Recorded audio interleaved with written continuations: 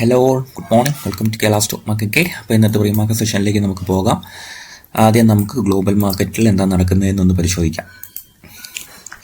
Okay, അപ്പം global market നമ്മൾ പരിശോധിക്കുമ്പോൾ ഡോ ജോൺസിൻ്റെ ഫ്യൂച്ചർ നിലവിൽ 69 പോയിൻറ്റ്സ് അപ്സൈഡ് ട്രേഡ് ചെയ്യാണ്.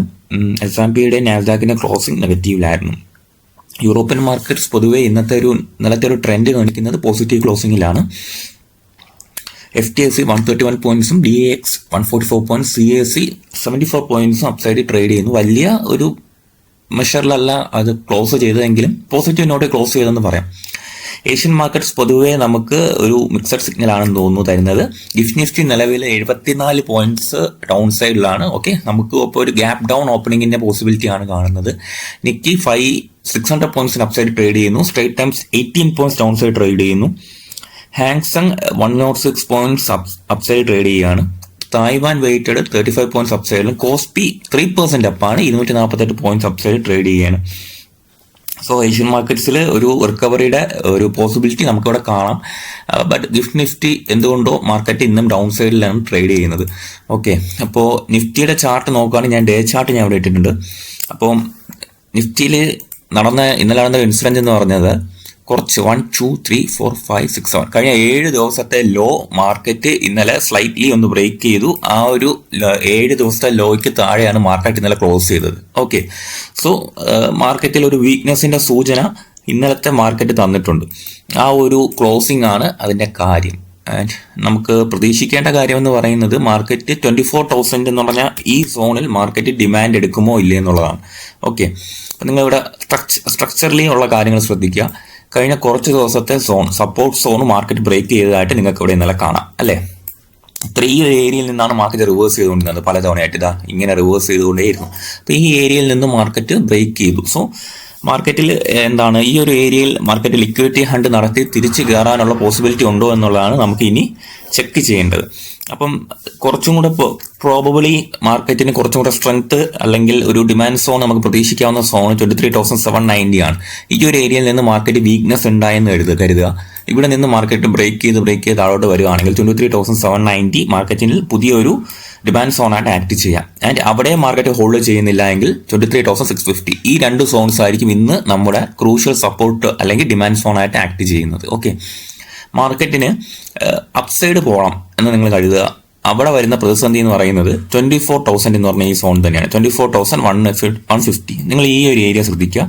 മാർക്കറ്റിൽ ഇവിടെ നിന്നാണ് സ്റ്റീപ്പായിട്ടൊരു സെല്ലിംഗ് നടന്നത്. ആ സ്റ്റീപ്പായിട്ട് സെല്ലിംഗ് നടന്നതിനൊരു കാര്യമുണ്ട്. ഇവിടെ മുൻപും പലതവണയായിട്ട് മാർക്കറ്റിന്റെ സപ്ലൈ ആയിട്ട് അടിച്ച സോൺ തന്നെയാണ്. ഓക്കെ, മാർക്കറ്റ് ഈ ഏരിയയിൽ നിന്ന് റിയാക്ട് ചെയ്യുന്നതിൽ പ്രത്യേകിച്ച് അത്ഭുതമൊന്നുമില്ല.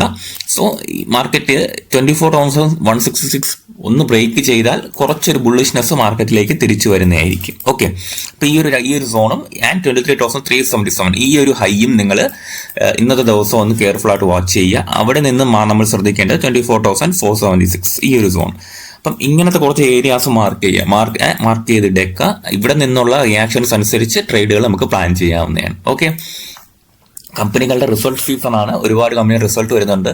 അപ്പം ഞാൻ ഹോൾഡ് ചെയ്യുന്ന കമ്പനികളിൽ ഒരു ചെറിയ സ്വിംഗ് പൊസിഷൻ എടുത്തിരുന്നത് ഡോക്ടർ റെഡ്ഡീസ് ആണ്. ബാഡ് റിസൾട്ടാണ്. സോ ഇന്ന് ഞാനത് ഒഴിവാക്കാനാണ് തീരുമാനിച്ചിരിക്കുന്നത്.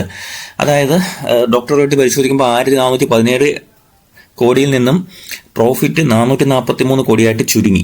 പ്രോഫിറ്റ് സിങ്ക് ചെയ്തു എന്നുള്ള ന്യൂസ് ഉണ്ട്. റവന്യൂ ഫോളോ ചെയ്തിട്ടുണ്ട്.